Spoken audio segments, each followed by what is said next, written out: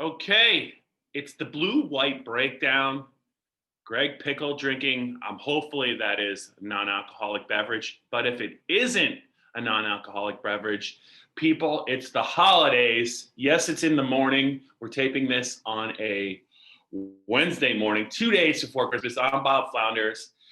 Penn State concluded its season a couple of days ago at home against against the Illinois Fighting Illini. I was trying to remember, but we are going to press forward with some Blue White podcasts.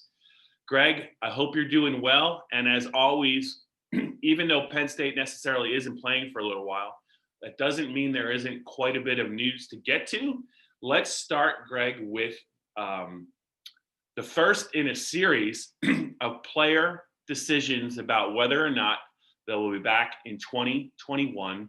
Just remember, people, it was a weird pandemic year, so technically the year did not count in terms of eligibility. That means even seniors who we thought would not be able to be back could return because this year doesn't count. But, Greg, we're going to start with a no-brainer. Pat Freimuth is going to leave Penn State, and he is going to get ready for the 2021 NFL Draft. On a scale of 1 to 10, Greg, and you can't use negative numbers, how surprised were you that Freimuth left? Yeah, Bob, not at all. It's an extra coffee kind of morning. But yeah, no, I think that when, Pat made his decision, it was to the shock of no one. And the fact that he could have made that decision, Bob, obviously the same way Micah Parsons did and not play this year.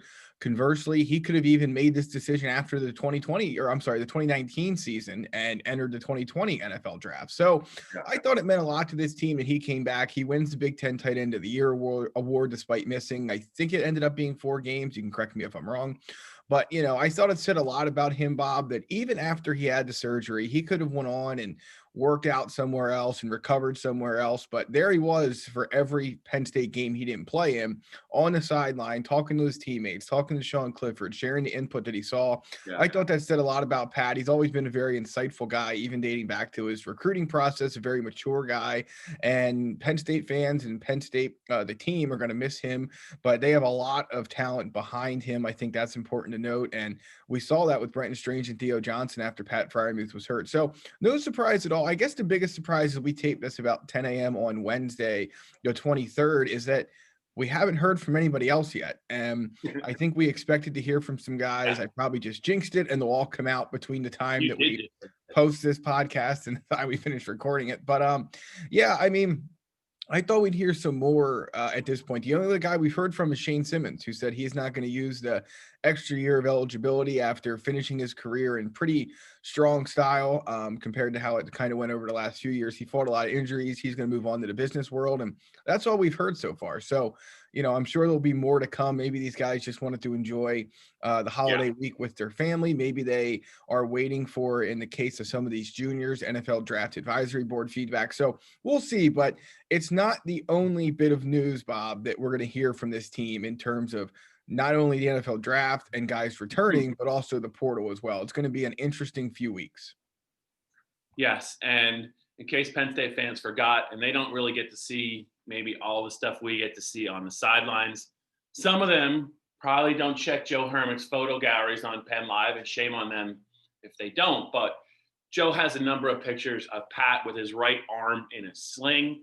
My hope is that whatever injury he suffered to come back when he could have left school, the rehab is quick and it's minor and it won't impact his draft prep too significantly. It doesn't look like it does, but we're not doctors. Greg, 2 players I think Penn State fans, we talked a little bit about it on Saturday.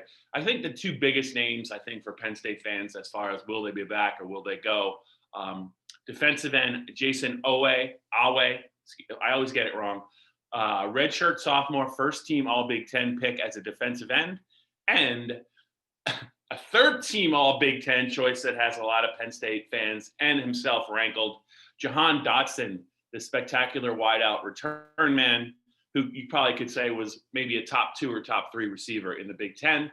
Had a very, very nice close to the end of his season against Illinois. We're waiting on word from them.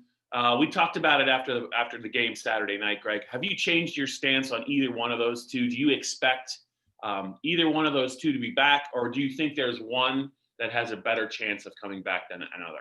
Yeah, I guess let me start with the Jahan Dotson third team stuff. I mean, this was such a good year for receivers in the Big Ten. It's Yeah, unfortunate because he was very much overshadowed, didn't make the AP first or second team. Again, it was a very good year for receivers in the it Big was. Ten. You can easily make the argument that he was among the top in the Big Ten this year. He was on my AP ballot, but that wasn't enough to get him in on either of those teams. But yeah, I mean, I think when you look at both of those guys, the fact that they haven't said anything yet, I mean, maybe they're just waiting it out and they want to wait till the new year or wait till after the holidays. I guess that's a possibility, but it also makes me wonder if they are getting some feedback from the NFL Draft Advisory Board. And maybe they said to James Franklin, you know what, coach, we'll wait until we get that information to make a final decision. And then the other factor is, James always talks about, and we didn't talk about this after the Illinois game, but remember, he always talks about the fact that he meets with these parents and these players and gives them kind of a big presentation overview of what he's receiving from NFL scouts, people in the business, other people within the Penn State program. And I just wonder if they were able to do that this year, Bob. I mean, I know obviously they couldn't do it in person, but if everyone was kind of scrambling to get home and be with their families and quarantine or test or do whatever they have to do, I just wonder if some of that stuff has been delayed and perhaps James is saying, hey, look, guys, let's get through these next couple of days this week and we'll get together next week. So I don't know. Like I said, obviously it's not out of the realm of possibility that these announcements could come before Christmas on Friday, but I just have to think at this point, we're still in a waiting period. I do think both guys still go to the NFL draft when all is said and done, but I guess the wait does give you a little bit more pause than we had after the Illinois game. Okay, and just real quick, unless the NFL changes their rules this year because of the pandemic, typically I think January 15th is the cutoff date for underclassmen to make a decision on will they stay or will they go. I don't know if it's any different this year, but if it is January 15th, just keep in mind, Penn State fans, that the players have a significant amount of time to make their decisions. Greg did probably jinx it for PennLive by talking openly and wondering why two players haven't announced. I'm sure they're going to announce at 3 p.m. on Wednesday, just as we're putting the finishing touches on the production end of this podcast. Greg, let's get to some Penn State player news in terms of a player addition. Last Tuesday or 2 Tuesdays ago, James Franklin talked about essentially how he wants his program and his coaching staff to attack the transfer market, the transfer portal market, a little bit more vigorously, make it a bigger priority, save some scholarships, not put all 85 in the basket of the high school recruits or the JUCO recruits. And lo and behold, a few days after they finish off their season against the Illini, it looks like Penn State has landed I guess it's a transfer portal player. It is a 3-star athlete from the Baylor Bears. Do I have that right? You do, Bob. It's John Lovett, who was a guy that Penn State offered in the class of 2017, had a good relationship with, didn't ultimately close the deal there. That was the year that they took Journey Brown pretty late in the process. And I'm hard pressed to believe that if if Lovett came to Penn State, I'm not sure if Penn State would have taken Journey Brown. They still may have, but it may have looked a lot different in State College the last few years otherwise. So that's one note there. But yeah, I mean, it brings a veteran presence into Penn State's running back room, which of course they lost when Journey had to medically retire. I'm sure he'll be around the team still moving forward, but he won't obviously be on the field unless there's some kind of second opinion or something that would come out and change that diagnosis, which I don't think is going to happen. So gives Penn State another body there. It protects them against what really hurt them this year is that injury. That room looks loaded. You lose Ricky Slade to the transfer portal. Journey Brown has to medically retire. Noah Cain's done after week 1. That's the second year in a row now. He's had to miss a number of games due to injury.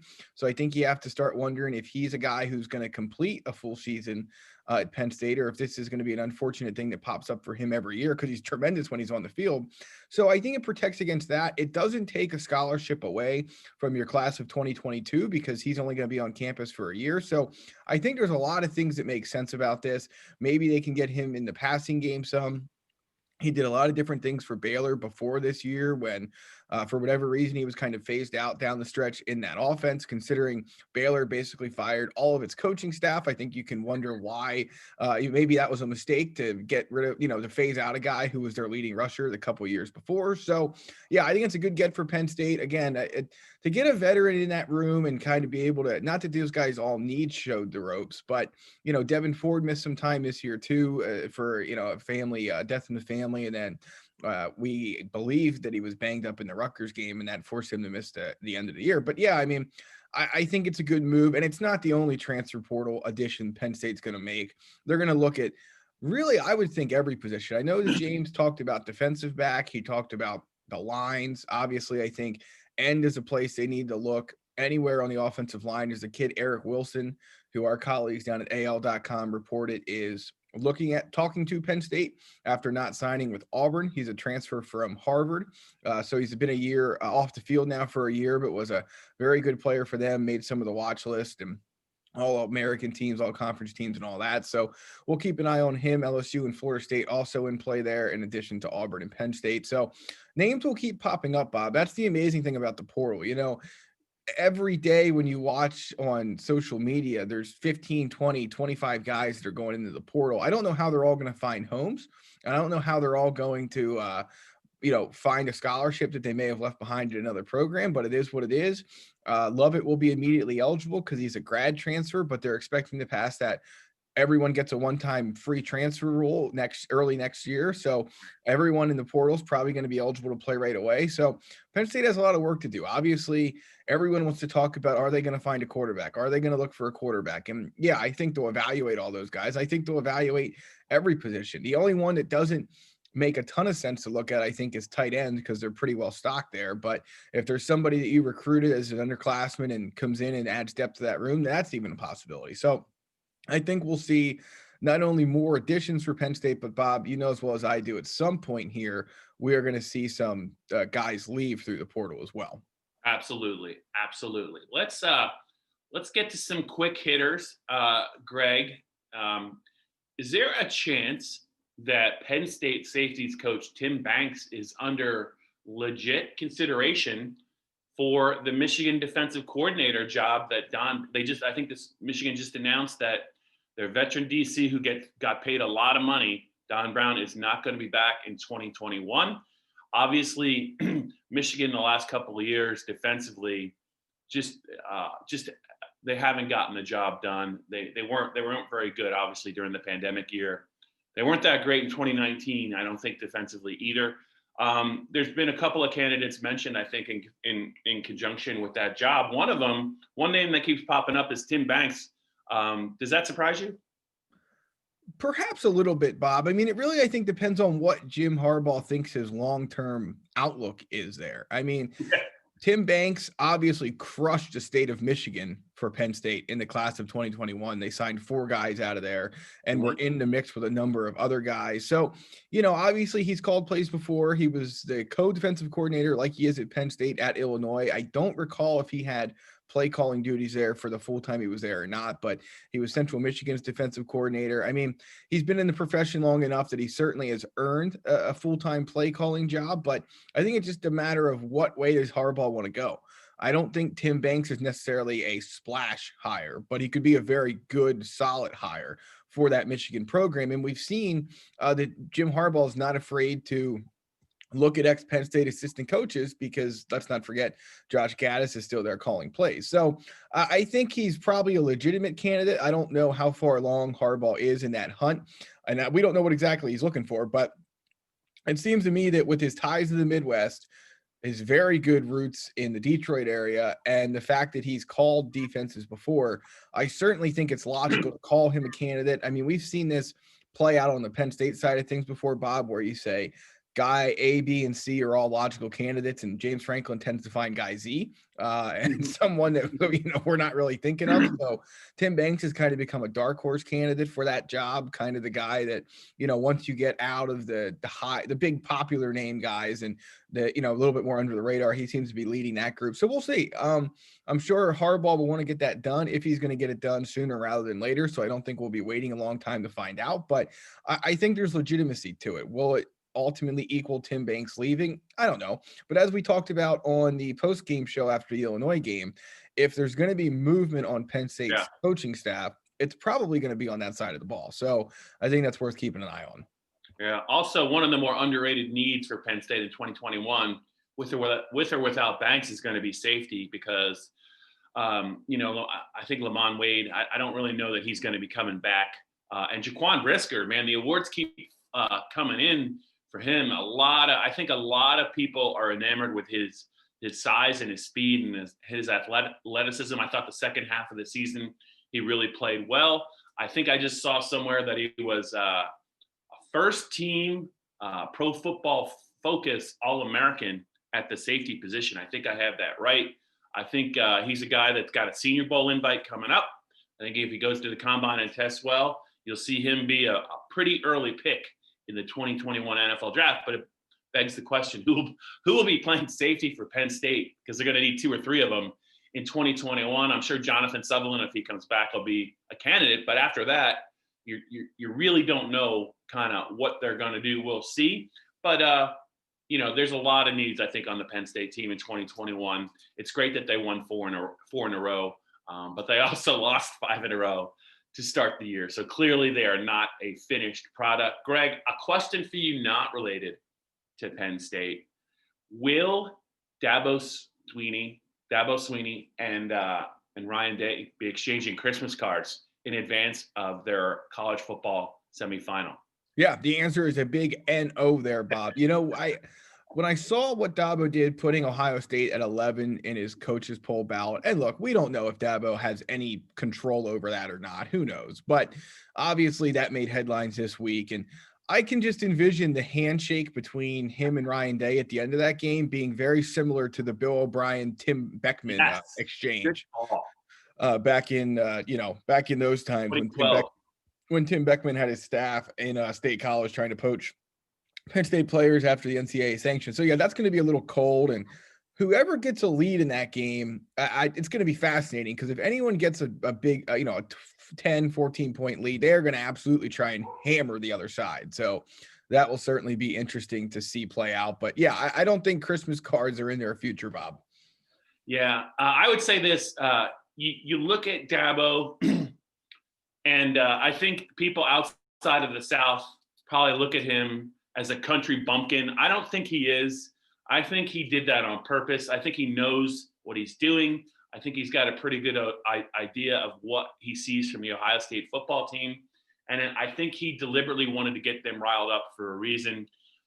Greg, my takeaway from him doing that is he feels really good about his team's chances in the semifinal. We'll see. All I know is last year's game, the semifinal between Ohio State and Clemson, was probably the best game I saw all of last year. Ohio State nearly had them beat early in the game, and they were up big, and they had some other chances they couldn't convert.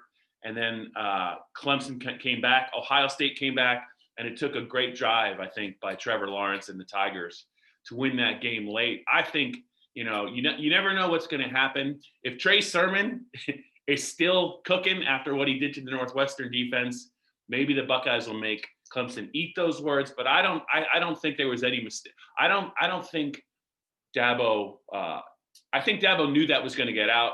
I think he wanted it to get out, and I think he is definitely playing mind games with the Buckeyes. I'm fascinated to see. That's one of 2 January 1st games. The other one is that I'm not sure I really want to see is Alabama and Notre Dame. But I think it's going to put more eyes on the Clemson Ohio State game. We'll see about that. Greg, we're pretty close to wrapping up this edition of the Blue White Breakdown. As we head into Christmas, what else is on your mind with regard maybe either to Penn State football or maybe the second recruiting signing day coming up? Is there any news with Penn State in your mind? Are there 1 or 2 names that you'd really like to see them get, or is it still a little early? We're talking about February for the second signing day. Is it still a little early to kind of identify who the Lions are really after at this point? Yeah, a couple of thoughts, Bob. I think that obviously they're going to push for some guys during that second signing period, but I think that they're not going to reach for anyone. It's going to be, I don't see them going the route where they take someone like Daquan Hardy always to me is kind of the example of that. Like they took him very late. in that traditional signing period, and they obviously liked what they got out of him. He was a key player for them this year, especially with how thin they were at corner. But I don't know how much they'll do stuff like that moving forward, because if you're going to take a risk on a guy who you think needs to develop and is from the high school ranks, or you think you can get a guy in the transfer portal who knows what a college and has been in a college weight program and a practice and been a student athlete and all that, I think you're probably going to go that route more often than not. So we'll see how that changes things for Penn State in the new year. But obviously the name to watch at this point, George Rooks, he's a 4-star defensive tackle from New Jersey. Thought he was going to sign during the early signing period, held off on that. Boston College, Michigan, Penn State are the 3 teams in the mix at this point in time. And there's no real set timeline for a decision from him. So we'll see. I like Penn State's chances, don't love them. I think that we've seen too many times in this cycle, they appear to be in the running and in the mix for a guy and maybe even the leader, and then all of a sudden he waits and waits and waits and waits and waits and waits and waits to decide, and then ends up going to a school that's not Penn State. So I don't think you can put all your eggs in that basket. So obviously the portal is another place where Penn State is going to be active, as we discussed. Names are going to change and come up in there every single day because guys just keep jumping in there, and you never know when a guy who has a good relationship or had a good relationship with Penn State is going to jump in there. So we'll keep an eye on that as we head into the new year. 2 other notes, Bob, tying back to the conversation about the draft. There's not a date set yet for the declaration. There's an assumption that it'll be the 18th, but the NFL has not set that date yet. Similarly, I just saw on Twitter that some agents are complaining that the NFL hasn't even set a date for the combine yet. So that's an interesting aside to all this as well. We'll note that Lamont Wade's apparently going to something called the College Gridiron Showcase, which is going to be in Texas in mid-January. So even if the combine isn't held, isn't in his future, whatever, he's at least going to go there and get an opportunity to showcase and compete and all that. So it's going to be a weird start to the year on a number of fronts, and the lead up to the NFL draft is going to be no different, Bob, because again, there's a lot to figure out in terms of COVID testing and vaccines and how you can do these events that we've done for so long safely and all that. So we'll see how it shakes out. But I would assume that means Lamont Wade is not going to come back. I don't think anyone was really expecting him to use that extra year of eligibility, but that should probably put that one to bed. Yeah, I was pleasantly surprised by his kick return ability. I guess that's a story for another day. I believe the number of Lions that have Senior Bowl invites, I think I have this right. It's 4. Greg, tell me if I have the names wrong. Michael Mennett, the center. Tariq Castro-Fields, the corner. I think Shaka Toney, the defensive end. Interesting to note that Mel Kiper, in his list for the draft, has him as an outside linebacker and not a defensive end. We'll see about that. And then Jaquan Brisker. I think those are the 4 guys with Senior Bowl invites. And if I'm wrong, I apologize. And also, Greg, real quick, is the number 85 still significant with regard to scholarships for 2021, or in the pandemic age, is that number not set in stone? Does Penn State have another number? The reason I ask you is I'm just wondering how many players maybe Penn State could add to the second signing day, but I'm just not sure if 85 is set in stone. Yeah, so a couple of thoughts there. We posted Penn State's unofficial scholarship chart today. I have them at 88 right now, Bob. But keep in mind, that includes all the guys who still have to make NFL draft decisions. That includes all the guys who could go into the portal. Let me just say this, that number is going to drop before long. It has to. It always does. It will. So no big deal there. The guy, if any senior comes back, he does not count against the 85-man limit. So you don't got to worry about that if and just hypothesizing here, picking a name out of random chance. But if Mike Mennett would say, I want to come back, he would not be an 85-man counter. So that Lions don't have to worry about that. In terms of room, they always have a better idea than we do, Bob. But I mean, let's just assume that 4 to 6 guys enter the NFL draft and or enter the portal. It could be more than that, certainly. But even still, if you have that happen, you're looking at 84, 82 scholarship players, which gives you room for a handful of guys to come to Penn State, either as 2021 traditional signing day pickups or the transfer portal. So they look to be in good shape. Obviously, if that number would go higher than that, they would be in even better shape. So I think Penn State fans should feel pretty good about where the scholarship chart is right now. All right, I think we can put a little bow, see what I did there, a little bow on this edition of the Blue-White Breakdown. I'm Bob Flounders, joined by Greg Pickel. Before we sign off, Greg, a couple of notes. During the Penn State season, we pretty much did the Blue-White Breakdown in some form every day, whether it was you and I on Tuesdays after James Franklin and after games concluded at Beaver Stadium, or Dave Jones and I on Thursdays. And we got a chance to talk after a couple of games, or whether it was, Dustin Hockensmith giving his daily podcast updates early in the morning. We had you guys covered, I think, on a 7-day-a-week basis in season. Things will change a little bit out of season. Greg and I are roughly planning on, once the holidays clear, maybe meeting with you guys 1 or 2 times a week. This is going to be our only podcast, though, of Christmas week, where I think we're going to have one next week as we get ready for the new year. And we know that 2021 will be better than 2020, because I think everyone needs it to be better than 2020. But Greg, just real quick, any insight into your Christmas Day plans? How much human food will you give Lola? How big was how many presents did you give her? And is she scared of your Christmas tree? Lola is your golden tree. Yeah, she is not scared of the Christmas tree, Bob. She is a little bit unsure about the other stuff related to Christmas, as in, it sounds like FedEx just showed up and she's up there. Up there barking and carrying on. So she's not sure about that part of it. Does appreciate the UPS man who leaves her snacks on the front step. And she has a big carrot to open up on Christmas Day and lots of tennis balls. So she'll be good to go, Bob. We hope all of our listeners are too. And so the new year, we'll try and get to 2 days a week. We're still trying to figure out what that format's going to look like, but we'll know more soon.